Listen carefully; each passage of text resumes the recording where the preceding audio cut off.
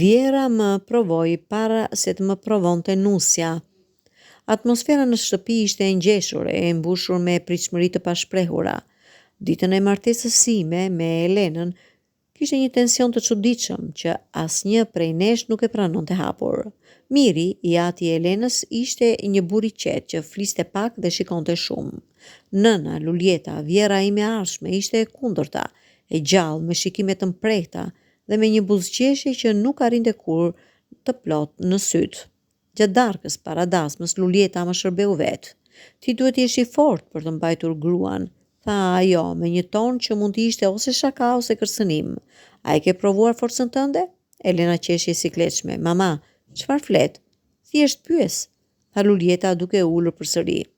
Sytë e saj të kaftë ndezën në drejtimin tim për një çast shumë të gjatë. Miri i ndërpreu. Luljo, mjaft. Por shikimi i Lulietës nuk u largua nga unë.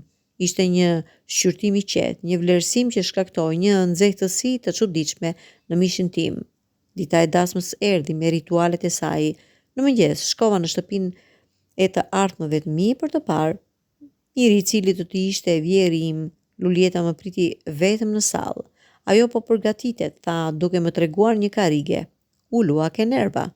Pak, pranova. Normal. Ajo ul përballë meje. Mbante një kimon të mëngjesit të mëndafsht që tregonte një pjesë të qafës së saj. Martesa është një gjë e madhe.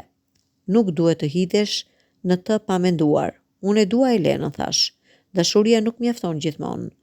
Duart e saj u gjetën në gjunjë. A je i sigur se je gati për të gjitha detyrimet? Ishte një pyetje e çuditshme. Po. Ajo ngrit dhe ju ofrua dritares. E di që fëmijët sot kanë ide të ndryshme për martesë, por për ne, brezat e vjetër, është një kontratë e rëndësishme, fizike. Ktheu dhe më pa. Ti e kupton se çfarë dua të them, apo jo? Ndjeva një ngacmim të papritur. Besoj se po. Ajo erdhi dhe ul përsëri, kësaj radhe më afër. Miri dhe unë kemi një marrëdhënie të veçantë, filloi duke ulur zërin. Kur u martuam, nëna e tij më mori mënjan dhe më tha: "Një grua e mirë nuk kujdeset vetëm për shpirtin e burrit të saj, por edhe për trupin e tij." Ajo më mësoi disa gjëra. Unë nuk e dija ku po shkonte kjo. Tingëllon si një nën e mirë. Ajo ishte një grua praktike dhe unë jam gjithashtu praktike. Lulieta heshti për një moment. Elena është e imja. Dua që ajo të jetë e lumtur dhe dua që ti të jesh i aftë ta bësh atë të lumtur. E ndjeva xhenetin duke më vrapuar nëpër vena. Do të përpiqem. Ajo nuk është e përvojur, vazhdoi Lulieta. Ti ndoshta ashtu, por ka dallim midis përvojës dhe aftësisë, u ngrit.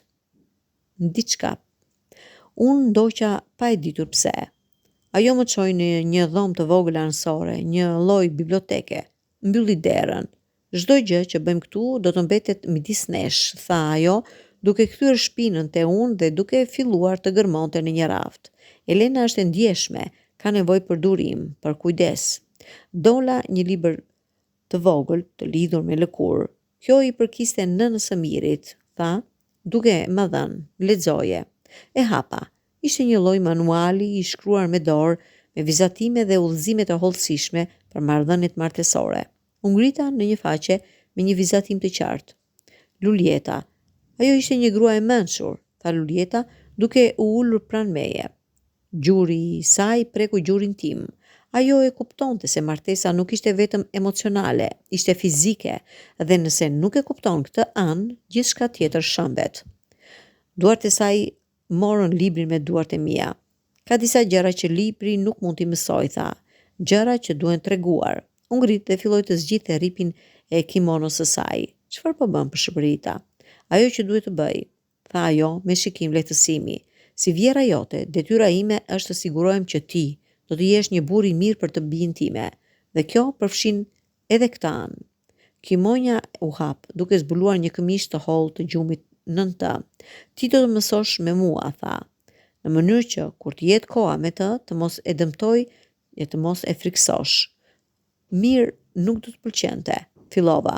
Mirë nuk do ta dije kurrë, tha ajo me prerje, ashtu siç unë nuk i thash kurrë nënës sime se nëna e saj më kishte mësuar të njëjtën gjë. Ul përsëri më afër. Ndjeva erën e saj, një përzierje e kafes, së parfumit të vjetër dhe të diçkaje tjetër më të thellë. Dëgjoj mirë, tha. Seksin me dashuri është ndryshe.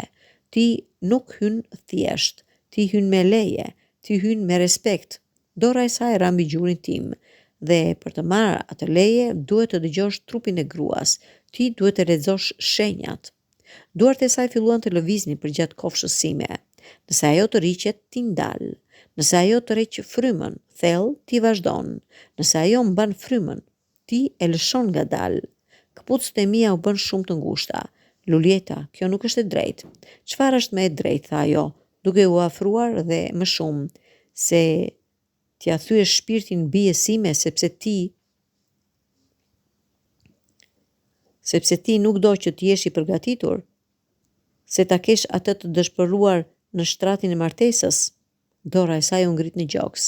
Gjaku yt është i nxehtë, vëreti, ti je i ndjeshëm, kjo është mirë. Ishte e pamundur të largohesha.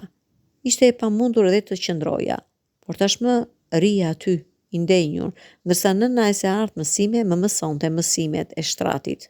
Kur prek një grua, vazhdoi ajo, duke e rrëshqitur dorën në këmishën time, duhet ta bësh me plot vetdije, jo me nxitim.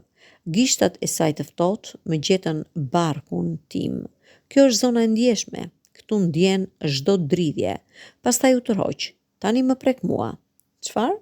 Më prek në mënyrën që do të prekje Elenën. Më trego se çfarë ke mësuar. Unë nuk mund, ose do t'ja them Elenës se nuk je gati, tha ajo. Dhe ajo do të pranojë fjalën time, sepse unë jam nëna e saj. Ishte një kërcënim i qartë, dhe unë e pranova. Duart e mia u ngritën dhe u vendosën në shpatullat e saj.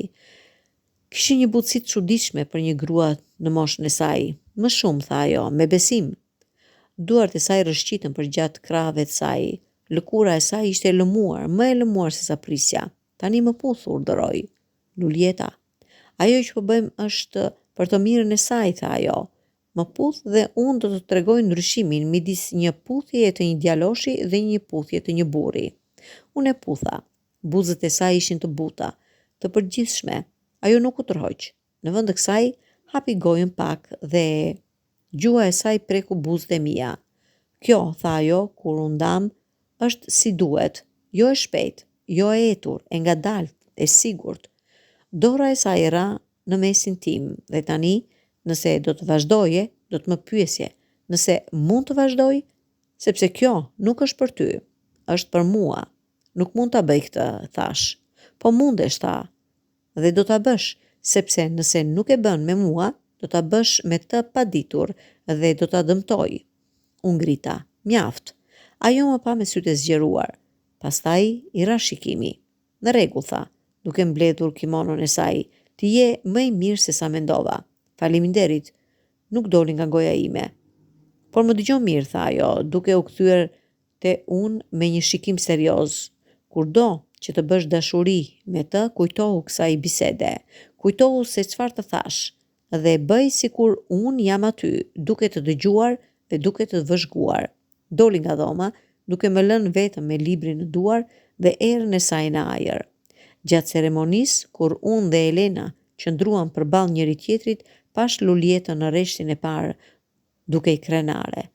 Kënaqësi, dhe kur sytë tanë u takuan, ajo bëri një lëvizje të vogël të kokës, një miratim, një kujtesë. Natën e dasmës, kur Elena dhe unë ishim vetëm në dhomën tonë të hotelit, ajo ishte nervoze, nuk di asgjë, pëshpëriti. Unë e kujtova Lulietën. Nuk ka nevojë të dish, ne do ta mësojmë së bashku. Dhe ndërsa e çova në shtrat, duke i prekur fytyrën me gishta që dridheshin, kujtova mësimet e vjehrës sime, ngadalë, me vëmendje, me dëgjim. Kur Elena të rroqi frymën thellë, unë ndalova, ashtu siç më kishte mësuar Lulieta. Kur ajo më të rroqi afër, vazhdova, dhe kur më në fund u bashkuam, u bëm me një respekt të thellë, të ndërgjegjshëm që nuk kishte të mbaruar.